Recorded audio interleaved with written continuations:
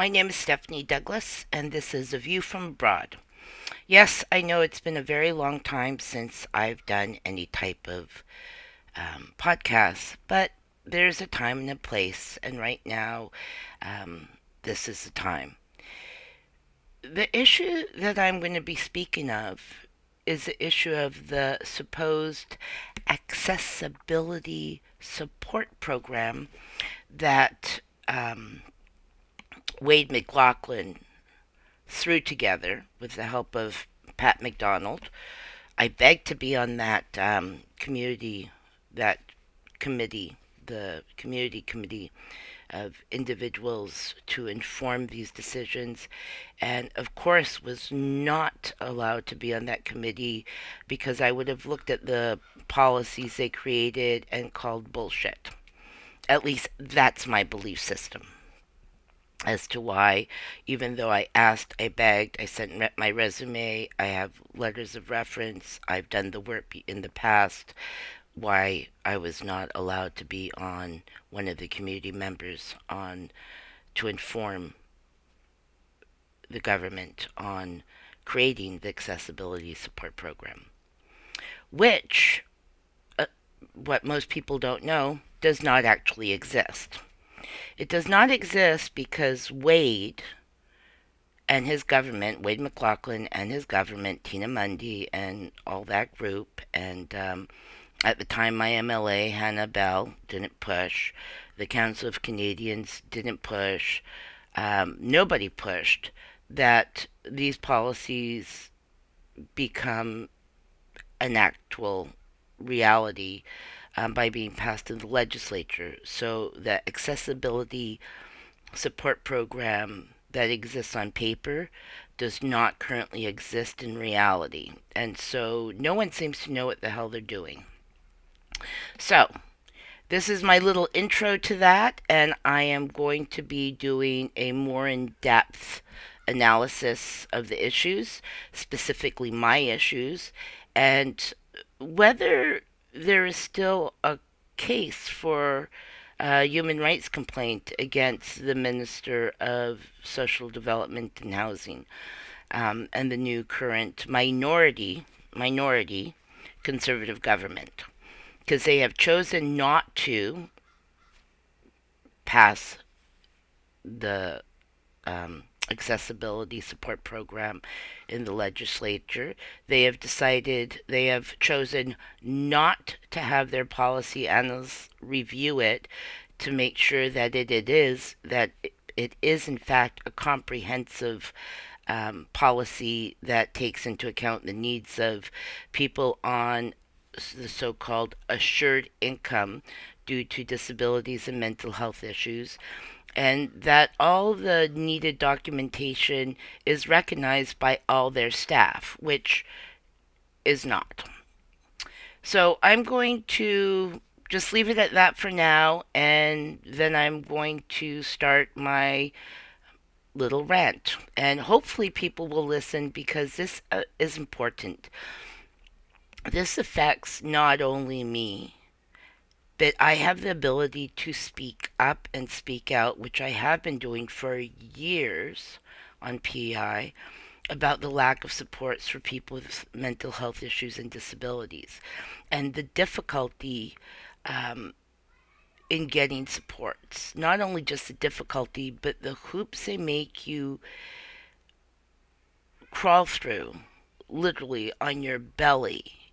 They want you to beg. They want to humiliate and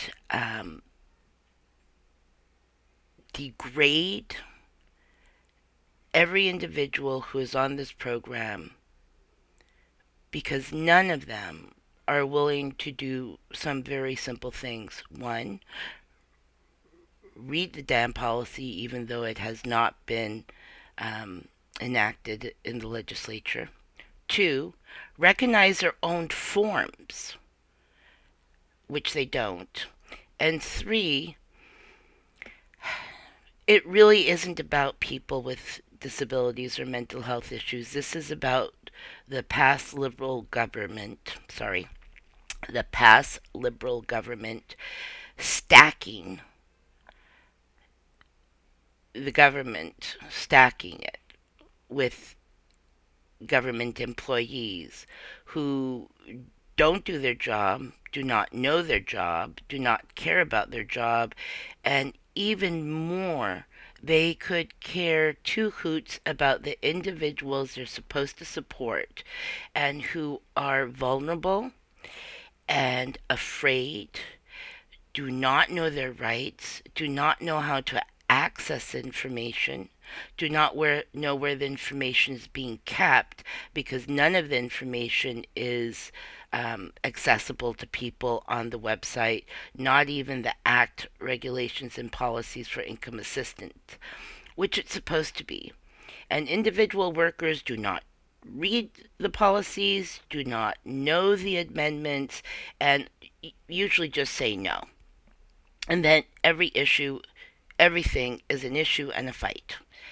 And I'm going to be talking about a very specific issue this time, and that's about increased food allowance. And I'm going to break down how much people on the assured income actually get for a month for food. I'm not going to go into all the other stuff that is based on 1998 policies, 1995 policies, 1998 policies. The income assistance program has not been updated very well. What Tina Mundy and the Liberal government threw together was totally ad hoc in every sense of the word, poorly designed. I did offer to write the accessibility support program for free um, because I've done the work, and I did the work in BC in the 80s, 90s, and 2000s. So what we have on PEI now doesn't even meet 1992 BC levels of best practices, let alone Canadian best practices for the 21st century in 2019. Because those best practices exist. It's just that the PI government continually chooses to not avail themselves of those best practices and then create something that is totally customized for PI. They invented out of their heads poorly. I don't know who their policy analysts are, but whoever they are, they're getting paid far, far, far, far too much money to create nothing. Okay, I look forward to you looking forward to the more in depth podcast. Thanks a lot, and bye for now. This is Stephanie Douglas, A View from Abroad.